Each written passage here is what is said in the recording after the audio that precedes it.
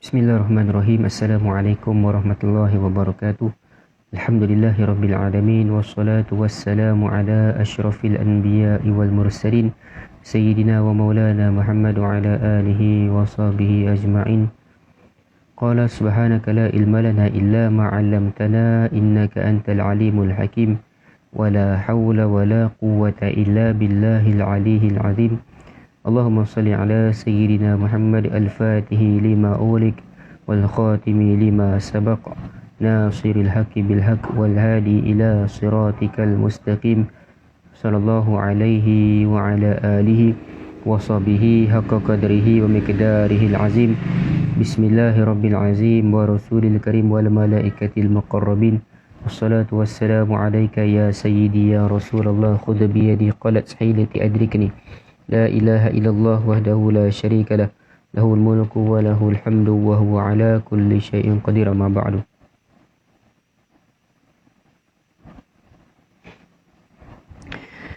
Alhamdulillah, bersyukur kita kepada Allah Subhanahu wa taala kerana dapat kita menyambung kembali pembacaan kitab Syama'il Muhammadiyah susunan Imam At-Tirmizi rahimahullah taala. Dan kita masih lagi pada bab yang ke-12 berkenaan dengan cincin Nabi SAW. Dan kita masuk pada hadis yang ke-87, yakni Nabi SAW memakai cincin yang berukir. Qala mu'alifu rahimahullah ta'ala wa nafa'ana bihi wa bi'ulumihi wa barakatihi fid daraini amin. An Anas bin Malik radhiyallahu anhu anna an-nabiyya sallallahu alaihi wasallam kataba ila Kisra wa Qaisar wan Najashi faqila lahu innahum la yaqbaluna kitaban illa bi khatamin fasagha Rasulullah sallallahu alaihi wasallam khataman halqatuhu fiddatun wa nuqisha fihi Muhammadun Rasulullah, Muhammadun Rasulullah. Diriwayatkan daripada Sayyidina Anas bin Malik radhiyallahu anhu, beliau menceritakan Nabi SAW telah menulis surat kepada Kisra, Kaisar dan juga Najashi. Lalu diberitahu kepada baginda sesungguhnya mereka tidak akan menerima surat melainkan adanya cop mohor. Lalu Nabi SAW menempa sebentuk cincin, gelungnya daripada perak dan terukir di atasnya Muhammad Rasul Allah. Jadinya hadis ni nak ceritakan kepada kita bahawa Nabi SAW itu nak utuskan surat kepada tiga raja di tiga negeri yang berbeza lah, yakni Kisra, Kaisar dan juga Najashi. Dan ada sahabat bagi tahu kepada Nabi SAW bahawa mereka ini tidak akan menerima surat jika tidak terdapat cop mohor. Jika tidak terdapat cop mohor, jadi mereka tidak akan terima. Jadinya uruf pada ketika itu ataupun adat setempat pada ketika itu ada cop mohor itu seumpama adalah untuk eratkan lagi hubungan diplomasi antara negara. Untuk eratkan lagi hubungan diplomasi antara negara. Sebab itu Nabi SAW apabila tahu sahaja surat baginda tidak akan diterima jikalau tidak ada cop mohor, maka Nabi SAW pun menempalah ataupun membuat sebentuk cincin untuk dijadikan sebagai cop mohor. Dan diukir di atas cincin tersebut, di atasnya diukir Muhammad Rasul Allah, Muhammad Rasulullah. Jadinya Kisra ini siapa? Kisra ini ialah gelaran bagi Raja Parsi lah. Kisra adalah gelaran bagi Raja Parsi ketika itu. Kaisar pula, Kaisar gelaran bagi Raja Rom. Kaisar adalah gelaran bagi Raja Rom. Dan Najashi, seperti mana yang kita tahu, Najashi ini merupakan gelaran bagi Raja Habsyah. Jadinya Nabi SAW menghantar surat kepada mereka ini untuk mengajak mereka ini kepada Islam, untuk memanggil ataupun mengajak mereka ini untuk memeluk agama Islam. Jadinya apabila sampainya surat surat Nabi SAW itu kepada tiga raja tersebut, ada keadaan-keadaan yang berbeza lah, kan? Reaksi-reaksi yang berbeza antara ketiga-tiga mereka ini, yang reaksi mereka ini tak sama lah. Antaranya adalah Raja Parsi, kan? Raja Parsi yakni yang digelar sebagai Kisra, apabila dapat je, terima je surat Nabi SAW itu, beliau baginda yakni Raja Parsi, dan Kisra ini dia koyakkan surat Nabi SAW. Bila dia dapat surat Nabi itu, Kisra ini dia koyakkan surat Nabi SAW. Lalu Nabi SAW pun doa kepada Allah Subhanahu Wa Taala agar Allah memusnahkan kerajaan Parsi, sebagaimana ia telah memusnahkan surat yang yang telah dibagikan oleh Nabi SAW. Lalu doa Nabi pun dimakbulkan oleh Allah Subhanahu Wa Taala, sampai memang Parsi ini tidak adalah, pada zaman sekarang pun memang tidak adalah kerajaan Parsi, memang tidak ada. Tidak ada kerajaan Parsi yang seperti dululah, yang berkuasa, yang kuat. Memang tak ada. Memang kerajaan Parsi ini memang dihancurkan oleh Allah Subhanahu Wa Taala. Berbeza pula dengan Raja Rom. Raja Rom yang diberi nama, diberi gelaran Kaisar. Dan Raja Rom ini, bila dia dapat surat Nabi SAW, dia terima dengan baiklah surat tersebut dan menjaganya. Jadi dia pun Allah pun memeliharalah kerajaan Rom. Kerajaan Rom ni sehingga sekarang lah masih ada, yakni Barat. Kerajaan Barat sekarang ini dia adalah Rom lah. Dia adalah Rom. Jadi Allah jaga Allah memeliharalah kerajaan Rom ini sehingga sekarang pun kerajaan Rom ini masih ada lah, masih ada berkuasa di atas dunia ni. Walaupun ada kuasa-kuasa besar yang lain macam Amerika dan sebagainya. Itu sebahagianlah daripada kerajaan Rom. Manakala Raja Najashi pula, Najashi, raja daripada Habsyah ini yang sangat-sangat reaksi yang sangat-sangat baiklah daripada Najashi, Raja Habsyah. Apabila dapat je surat Nabi SAW itu, beliau menyahut seruan Nabi untuk memeluk Islam, di mana baginda yakni Raja Habsyah ini, Najashi ini, meninggal dunia sebagai seorang Muslim. Dia meninggal dunia sebagai seorang Muslim. Memang apabila dapat je surat Nabi SAW itu, Najashi ini memang dialah yang menerima Islam, dia memeluk Islam, dan dia mati sebagai seorang Islam, sebagai seorang Muslim. Apabila Nabi SAW tahu je Raja Najashi ini mangkat ataupun meninggal dunia, Nabi SAW solat jenazah gaib ke atas Najashi. Ini hebatnya. Dan walaupun tidak pernah dia jumpa Nabi SAW, tapi Nabi SAW solat gaib ke atas Najashi. Itu kelebihan ataupun keutamaan yang Allah berikan kepada Raja Habsyah Najashi. Walaupun tidak pernah dia berjumpa dengan Nabi SAW kerana jauh tempatnya. Sebab Habsyah ini dia dekat Afrika, dia agak jauh daripada tanah Arab. Jadinya Nabi SAW solat jenazah gaib kepada Raja Habsyah yakni Najashi. Itu antara kelebihan di mana surat ataupun cop mohor yang Nabi SAW utuskan kepada 3 orang raja, yang hanya Raja Parsi memang koyakkanlah surat Nabi SAW itu, dan memang kerajaannya pun memang dihancurkan oleh Allah Subhanahu Wa Taala. Raja Rom pula dipeliharalah kerajaannya, dan Najashi dia dapatlah nikmat memasuki agama Islam. Dia dapat masuk agama Islam. Itu untungnya Najashi, kerana dia sambut baik surat Nabi SAW, dia terima ajaran Nabi, dia terima Islam, maka dia menjadi seorang Muslim lah ketika dia meninggal dunia. Dan adat pada ketika zaman Nabi SAW ini memang adatnya ataupun urufnya memang perlukan cop mohor lah untuk dieratkan hubungan diplomasi antara dua negara. Untuk dieratkan hubungan diplomasi antara dua negara, maka perlunya ada cop mohor. Ni. Sebab itu Nabi SAW menyambut baik cadangan untuk diadakan cop mohor itu. Nabi SAW tempur cincin dan ukir di atasnya Muhammadun Rasulullah. Jadi pengajaran daripada hadis yang kita bacakan ini adalah yang pertamanya adalah galakkan untuk kita ini memperluaskan wasilah ataupun perantaraan dakwah. Jika dahulu Nabi SAW ini menggunakan surat dan menghantar utusan untuk berdakwah, maka pada zaman kita ini perlu untuk kita gunakan segala medium yang ada, segala platform yang ada, platform baharu yang ada untuk tujuan menyampaikan dakwah. Seperti kita gunakan sosial media, internet dan sebagainya, televisyen, radio, semua benda-benda platform yang boleh kita reach ataupun boleh kita sampaikan dakwah melaluinya, kena kita masuk.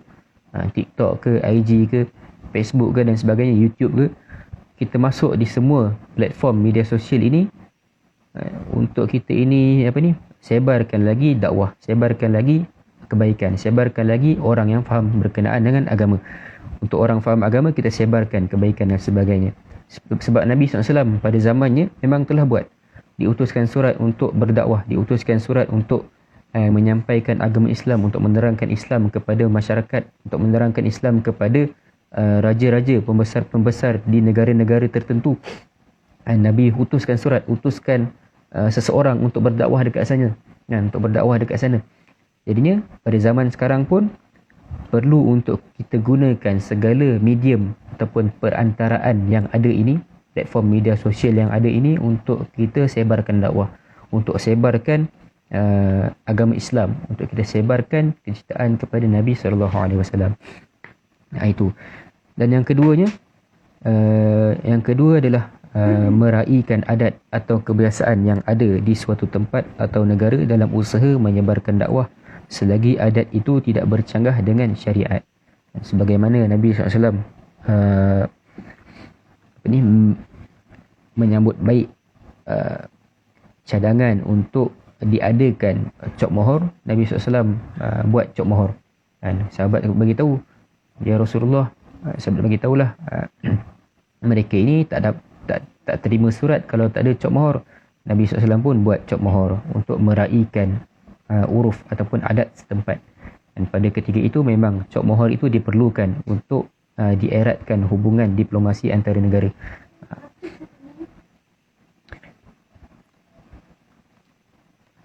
Itu adalah dibolehkanlah untuk kita ini meraihkan adat atau kebiasaan yang ada pada suatu tempat atau negara lah, selagi mana ianya tidak bercanggah dengan syariat. Itu yang paling penting. Okay, seterusnya hadis yang ke 88. Hadis yang ke 88, an Anas bin Malik radhiyallahu anhu qala kana naqshu khatami Rasulillah sallallahu alaihi wasallam Muhammadun syatrun wa rasulun syatrun wallahu syatrun. Diriwayatkan daripada Anas bin Malik radhiyallahu anhu, beliau menceritakan adalah ukiran pada cincin Nabi SAW ialah Muhammad pada satu baris, Rasul pada satu baris, dan Allah pada satu baris. Jadi ini nak ceritakanlah, hadis ni nak ceritakan dekat kita bagaimana ukiran yang ada di kepala cincin Nabi SAW itu. Dikatakan dalam yang di sini, Muhammad satu baris, Rasul satu baris, dan Allah satu baris. Itu ukiran cincin yang ada pada cincin Nabi SAW. Dan cincin itu digunakan sebagai cop mohor. Digunakan sebagai cop mohor. Jadinya berdasarkan hadis yang ke-87 dan 88 di atas, ulama' telah membuat beberapa kesimpulan lah. Para ulama' telah membuat beberapa kesimpulan. Yang pertamanya, keharusan untuk membuat ukiran di atas cincin, sama ada ukiran nama pemilik cincin, kata-kata hikmah atau sebagainya. Jadinya harus untuk kita ini ukir nama kita sendiri pada cincin kita, ataupun kita nak ukir kata-kata hikmah dan sebagainya, harus. Begitu juga harus mengukir nama Allah. Kalau kita nak buat cincin, nak ukir nama Allah pun tak ada masalah, boleh diharuskan. Ini adalah pandangan jumhur ulama, termasuk mazhab Syafi'i, Imam Malik, Sa'id bin Musayyab dan sebagainya. Ini pandangan yang mengharuskan untuk diukir cincin ini adalah daripada inilah mazhab Syafi'i, Imam Malik, Sa'id bin Musayyab dan sebagainya. Namun Imam Ibn Sirin ini dia berpendapat makruh untuk diukir nama Allah. Makruh untuk mengukir nama Allah pada cincin. Tapi pandangan ini menurut Imam An-Nawawi adalah lemah. Jadinya kita gunalah pandangan mengatakan harus untuk kita ukir nama Allah pada cincin yang kita nak buat. Diharuskan, tak ada masalah. Tapi kena jagalah adab-adabnya dan sebagainya. Sekalipun harus mengukir cincin, namun dilarang mengukir cincin dengan ukiran sebagaimana cincin Nabi SAW. Kerana terdapat hadis di mana Nabi SAW bersabda yang bermaksud, sesungguhnya aku telah membuat sebentuk cincin daripada perak yang aku ukir di atasnya kalimah Muhammad Rasulullah, maka janganlah sesiapa pun mengukir sama seperti ukiran sedemikian. Dan walaupun kita ini boleh mengukir cincin, namun Nabi SAW melarang untuk diukir cincin sebagaimana yang Nabi buat. Yakni dengan kalimah Muhammad Rasulullah. Maka janganlah sesiapa pun mengukir sama seperti ukiran sedemikian. Ada riwayat lain mengatakan Nabi SAW bersabda yang bermaksud, jangan seorang pun daripada kamu mengukir sama seperti ukiran cincinku itu. Dan sebab larangan, kenapa Nabi SAW larang, menurut Imam An-Nawawi, sebab larangannya adalah kerana Nabi SAW membuat ukiran tersebut pada cincin baginda sebagai cop mohor bagi surat-surat yang dihantar kepada raja-raja dan pembesar di luar lah. Maka jika orang lain nak buat, ada orang lain yang buat sama juga ataupun mengukir cincin yang sama seperti Nabi pada zaman Nabi, saya akan berlakulah kerosakan dan kepincangan. Bagaimana pula dengan macam mana cincin yang orang sekarang pakai tu, ada tulis Muhammad Rasulullah. Itu ni saya dengar daripada guru yang lain lah. Yang ni saya ikut kitab ustaz kami, Ustaz Adnan. Tapi ada guru ustaz-ustaz kami yang lain menyebutkan bahawa sebenarnya yang diguna pakai oleh orang sekarang, yang cincin yang ada tulisan Muhammad Rasulullah itu, dia tak sama pun dengan zaman Nabi SAW. Sebab apa? Sebab zaman Nabi SAW itu diukirkan cincin diukirkan Muhammad Rasulullah itu sebagai cop mohor. Jadinya kita kalau faham konsep cop ini dia terbalik. Jadi wallahu a'lam, mungkin ukiran cincin pada zaman Nabi itu mungkin adalah ukiran yang terbalik untuk dicop. Ya, kalau kita tengok cop sekarang pun, bila kita cop memang cop tu dia terbalik. Tapi bila kita dah cop dekat kertas ke dan sebagainya, dia jadi kita boleh bacalah tulisan yang ada pada cop tersebut. Tapi kalau kita baca tulisan pada cop itu secara terus, secara direct, kita tak faham pun. Sebab dia tulisan yang terbalik, dia macam mirror, dia terbalik. Jadinya itu salah satu yang dikatakan oleh guru kami. Wallahu a'lam lah. Hanya nanti saya tengok balik lah sama ada benar ataupun tidak. Nanti saya akan tanyalah kepada Ustaz Adnan kenapa Nabi SAW larang untuk mengukir cincin seperti mana yang baginda buat. Adakah larangan ini hanya terpakai pada zaman Nabi, ataupun larangan ini still terpakai ataupun masih terpakai pada zaman sekarang. Jadinya saya hanya membaca sajalah, baca sebab-sebab larangan ataupun kenapa Nabi SAW larang. Sebabkan pada zaman itu adalah Nabi nakkan cincin ataupun Nabi ukir cincin itu sebagai untuk dijadikan sebagai cop mohor. Kalau ada orang lain yang buat ukiran seperti Nabi SAW, ukiran cincin seperti Nabi, dia sebenarnya akan berlaku kerosakan dan sebagainya lah. Sebabkan boleh berlaku penipuan dan sebagainya. Wallahu a'lam lah. Nanti saya akan betulkan balik kalau ada mana-mana yang silap. Jadinya setakat itu sajalah perkongsian hadis pada malam ini. Sebenarnya kita mula agak lewat sebab hari ini saya agak sibuk. Dan esok pun insyaAllah lepas maghrib juga lah kot. Esok pun insyaAllah lepas maghrib. Wallahu subhanahu wa ta'ala a'lam. Kita berjumpa pada hari esok. Assalamualaikum warahmatullahi wabarakatuh.